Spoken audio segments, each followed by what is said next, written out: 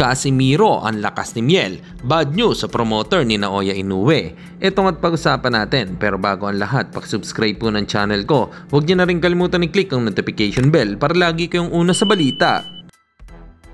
Pag-usapan nga po natin mga kaboxing, bad news ata para sa promoter ni Japanese Monster Naoya Inoue. Posible pa atang malugi si Lolo Bob Arum dahil sa laban ni Inoue kay Ramon Cardenas.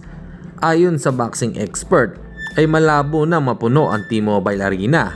Ang daming bakanting upuan ang fight venue. Ano po ang masasabi nyo dito mga kaboxing? Comment lang kayo sa ibaba. Samantalang nagbigay mensahe naman ang ating pambato na si Charlie Suarez na mapapalaban sa world title fight against Emmanuel Navarrete.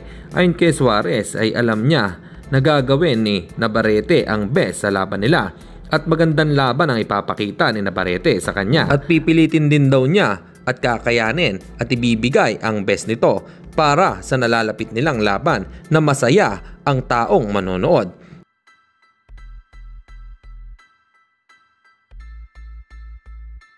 At sa kabilang balita naman tayo mga kaboxing, tila napahanga naman ang kapatid ni former 3 Division World Champion Janrel Cuadrolas Casimiro na si Coach Jason Casimiro sa lakas sumuntok ni Pinoy prospect Miel Fajardo na sinabi pa nito, "Lakas mo pala Miel, kaya mo pala i-knockout ang angas ng Cebu na si John Paul Gabonillas." Kitang-kita naman kasi mga kaboxing na malaki talaga ang potensyal ni Miel Fajardo. Balang araw ay mapapalaban din ito sa world title fight.